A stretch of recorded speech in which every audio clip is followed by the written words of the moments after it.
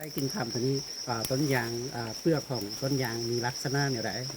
แล้วก็หลังจากที่ลูกค้าใส่กินคำไปแล้วเปลือกมันจะอ่อนหรือว่าเปลือกตัวนี้มันจะตรงมาไหมบ่ตอนเราบ่ได้ใส่กินคำตัวนี้เปลือกมันแข็งคุณนุก็คุณนุก็จะเทกว่าหลังจากที่ว่ายังบริไซนี่เปลือกแข็งบ่หรือว่า หลังจากที่ใช้สินค้าแล้วเปลือกมันต่างกับตัวตอนที่มันยังบริกรีดบ่ตอนเราบ่ได้ใส่กินคำนี้เปลือกแข็งเปลือกแข็งเนาะเปลือกแข็งเปลือกหนา มันกรีดบ่ออกน้ำยางเลยมันกรีดแข็งสุดเรากรีดต้นนึงนี่มันเจ็บคอมือเลยเจ็บคอมือเลยแต่ว่าตอนนี้กรีดรู้สึกว่าเมื่อกี้เรากรีดเนาะที่ว่ามันอ่อนมันนิ่มเนาะกรีดง่ายเนาะก็คือไซส์ตัวนี้เราเป็นสารอาหารบำรุงเปลือกเด้อแล้วก็ฟื้นฟูน้ำยางเนาะลูกค้าไซส์มาเกือบปีละน้ำยางยังไหลปกติเลยเนาะเปลืองหุ่มมีดบ่ก่อนใส่หลังจากที่ว่ายังบริไซนี่กรีดนี่ได้จะออกได้หลายวันว่าหลังจากที่ว่าไซส์แล้วเนี่ยได้จักมีดเต็มถ้วยตอนเราบ่ได้ซีดซีมิดได้น้อยๆซ้ำนี้ที่ว่าตอนยังบริกรีดนี่ยังบ่ออกเลยเนาะกรีด4 มีดก็ได้เตซ้ำได้น้อยเดียวนึงแต่ว่าหลังจากที่ว่าใส่แล้วเนาะ2 มีดเต็มถ้วยเลยเนาะที่ว่าได้ผลดีเนาะตัวนี้นะเป็นสารอาหารบำรุงโดยเฉพาะเนาะหลังจากที่เราใส่นี่น้ำยางเข้มข้นดีเหนียวดีเนาะแม่นก็เฮ็ดให้น้ำยางแข็งตัวไว้นะเวลาเราใส่น้ำส้มใส่บนไหลก็แข็งดีนะเวลาฝนตกมาเขาใส่น้ำส้มนิดหนึ่งใส่มันก็แข็งดีมันฝนตกแห้งมันบ่เป็นอย่างนะก่อนใส่ก่อนใส่หันถ้าใส่น้ำส้มใส่มันเป็นยังไงเอาใส่น้ำส้มใส่มันก็ก่อนที่ใส่เนาะมันจะเป็นแบบอย่าง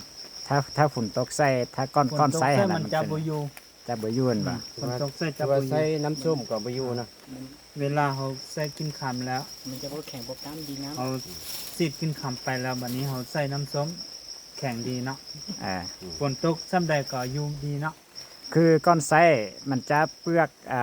แข็งนั่นวะมักเปลี่ยนปลายมีดเรื่อยๆบอกก้อนไส้ว่าตัวนี้นำเลยดูก้อนไส้จากมือเปลี่ยนปลายมีดเท่านึงหลังไส้จากมือเปลี่ยนปลายมีดเท่านึงหลังที่เขาบริใส่อันก้อนที่เขาบริใส่กินคำตัวนึงเขากินไปสุด15 มื้อเนาะ15 มื้อเปลี่ยนหัวมีดมี2 เทื่อ 3 เทื่อแล้วเทื่อนึงก็มีเนาะแบบนี้เขาซีดกินคำตัวนี้ใส่แล้วได้2 ปีเนี่ยนะเขาไม่ได้เปลี่ยนนะว่าเขาไม่ได้เปลี่ยนเลยนั่นดีคือก็ยังเล่มคือก็คักคือก็เลยเปลือกเขาดีนะหรือว่าเปลือกนี้ปกติแล้วทุกคนที่ปลูกยางพาราเลยมันบอกที่ใส่15 มื้อเปลี่ยนที่1หรือว่าเป็นน้ำบางส่วนซื่อๆมีบางส่วนมันไล่ตำดินเนาะบางส่วนดินแข็งมันก็ดินคือมีหินหลายมันก็ได้เปลี่ยน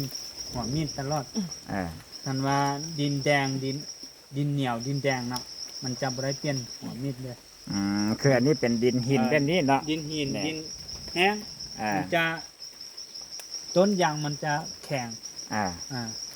มันต้นยางมันแข็งเปลือกมันแข็งเนาะท่านเขากิดไป2 มื้อ 3 มื้อหัวมีดนี่มันจะบกเข้าละกิดไปมันบ้องน้ำยางเนาะวันนี้เขาสิดกินคำนี้แล้ววันนี้เขาไปกิดเนี่ยเขาไปเปลี่ยนมีดหัวมีดเลย2 ปีแล้ววันนี้เสียยอดทักดี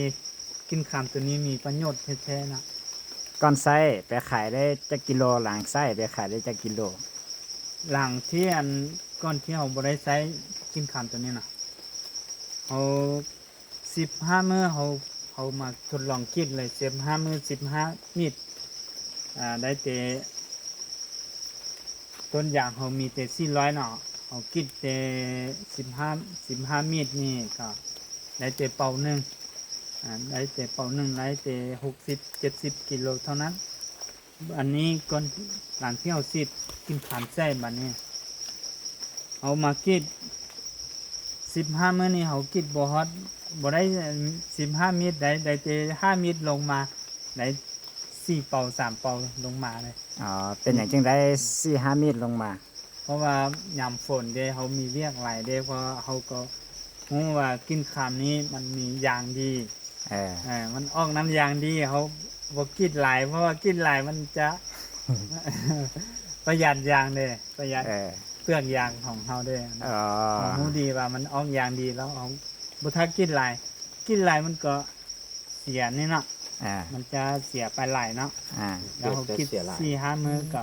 4-5มิลก็พอใช้ละ อ่า ว่าเต็มถ้วยแล้วก็คัดเลย อ๋อ น้ำยางตัวนี้ โอเค เดี๋ยว คื นี้ อ เนี่ยมันมีน้ำยางหลายแล้วนี่ โอเคคือลูกค้าบอกว่า บ่ฮอด10 นาที ก่อนที่ยังบริไซกิ่งคำเนาะก่อนที่ลูกค้ายังบริไซกิ่งคำก็คือว่ากรีดนี่15 มีดเนาะ15 มีดก็ได้พอแต่ส่วนเรามี400เนาะ400 ต้น ได้แต่60 กิโลเท่านั้น แต่ว่าหลังจากที่ว่าไซกิ่งคำใบยกแล้วเนาะมันจะเพิ่มเป็น4-5 เป่า7 กิโล เป่าหนึ่ง70 ตอนนี้70 350 150เป่า50 กิโล ก็เทียหลังจากที่ว่าไซกิ่งคำแล้วเนาะเพิ่มเป็น150หรือว่า160 กิโลเลย300 5735เลย อ๋อ 350 หลังจากที่ว่าลูกค้าไซแล้วเนาะมันจะเพิ่มเป็น300 กว่ากิโลเนาะถือว่าเพิ่มเป็นหลายเท่าตัวเลยเนาะกิ่งคำสุดยอดเลยเพราะว่าฟื้นฟูยางไตนะเนาะน้ำยางโบออกเนาะถือว่าลูกค้าไซได้ผลดีถ้าว่าลูกค้าท่านใดที่ว่าต้องการเนาะก็สามารถเอาใบยกกิ่งคำไปฟื้นฟูได้เนาะฟื้นฟูแต่ว่าแนะนำให้ซีดสม่ำเสมอเด้อซีดสม่ำเสมอบางคนนี่บอกว่าใช้ไปเทื่อเดียวแล้วคือว่าบ่ได้ผลนะใช้ไปเทื่อนึงแล้วคือว่าบ่ได้ผลแต่ว่าอยากบอกว่าตัวนี้เป็นสารอาหารโมเมนเคมีเด้อถ้าเป็นเคมีราทาเทื่อเดียวมันจะออก แต่ว่ามันเป็นสารอาหารต้องได้บำรุงซีดอย่างน้อยเนาะ4-5 เทื่อเนาะอย่างน้อย4-5 เทื่อแล้วถ้าอยากบำรุงต่อก็สามารถซีดได้เนาะเบิดกอง2 กองก็ต้นยางก็สามารถกลับมาเป็นปกติได้เนาะก็มีน้ำยางเพิ่มขึ้นเนาะแล้วก็น้ำยางก็จะไหลสม่ำเสมอเนาะมันจะบ่คือยาเคมีเร่งแล้วเราทามันจะไหลปั่นน้ำลิ้นเด้อแต่ว่ามันจะกรุบไหลยาวมันจะไหลยาวเนาะไหลโดนอีกเนาะน้ำยางก็เข้มข้นได้น้ำหนักดีฉะนั้นมิแต่ว่าถ้าท่านใดต้องการก็สามารถสร้างได้เนาะถือว่ากิ่งคำสุดยอดเลย โอเคเดี๋ยวเบิ่งเด้อยังบ่ทันฮอด10 นาทีเด้อนี่น่ะวิดีโอเฮาอัดหาก็ได้7 นาทีนี่สิเต็มโป้ละได้สิได้เกือบครึ่งแล้วดิน่ะ อืม